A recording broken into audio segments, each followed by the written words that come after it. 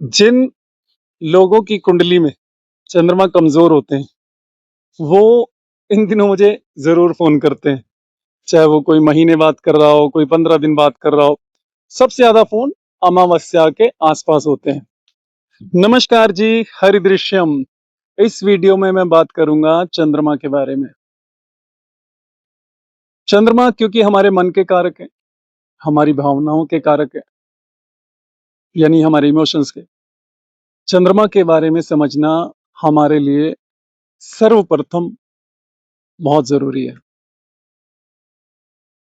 क्योंकि चंद्रमा 2.5 दिन में अपनी राशि परिवर्तन भी करता है, इसलिए हमारा मन भी उसी के अनुसार बदलता रहता है। वैसे तो चंद्रमा के बारे में जब जन्म कुंडली में देखा जाता है तो बहुत सारे तरीकों से देखा जाता है, लेकिन क्योंकि आज एकादशी है और 4 दिन बाद आ जाएगी अमावस्या, और ठीक ऐसे ही 15 दिन बाद जो एकादशी आएगी उसके बाद आएगी पूर्णिमा। तो मैं सिर्फ एक विशेष बात पर ही इस वीडियो में बताना चाहता हूँ।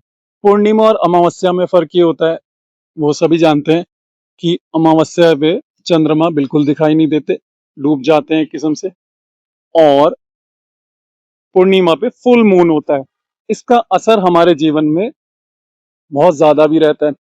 यहाँ मैं अपनी रिसर्च के हिसाब से बताऊंगा कि होता ये है, जिन लोगों की कुंडली में चंद्रमा कमजोर होते हैं वो इन दिनों मुझे जरूर फोन करते हैं।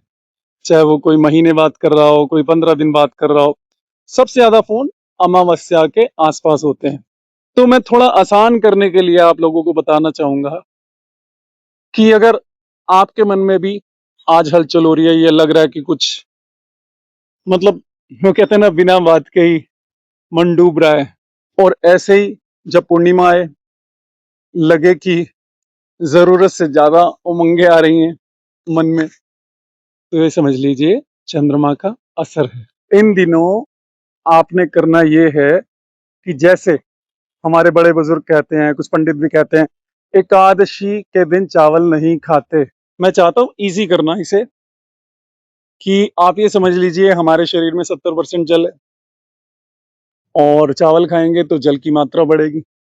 जल की मात्रा बढ़ेगी तो चंद्रमा का असर ज्यादा होगा। आप सबने देखा ही होगा और सुना भी होगा कि अमावस्या के आसपास कैसे लहरें उठती हैं समुद्र में, और पूर्णिमा के आसपास कैसे लहरें उठती हैं। तो आप इस लॉजिक के साथ सिर्फ एकादशी नहीं, अमावस्या आ रही है तो अमावस्या के 2-3 दिन बाद तक, जब पूर्णिमा आ रही है तो पूर्णिमा के 1-2 दिन बाद तक तरल पदार्थों का सेवन लिमिटेड करिए। पानी भी पीना है तो आप उतना पीजिए जितनी प्यास है। वो टारगेट ना रखिए अपना कि डॉक्टर ने मुझे बोला मुझे 5 लीटर पानी पीना तो 5 लीटर पीना ही है। नहीं, कई लोगों को मैंने देखा कि वो सीट पर बैठकर ही काम कर रहे होते हैं, लेकिन लगातार पानी भी पी रहे होते हैं कि टारगेट पूरा करने।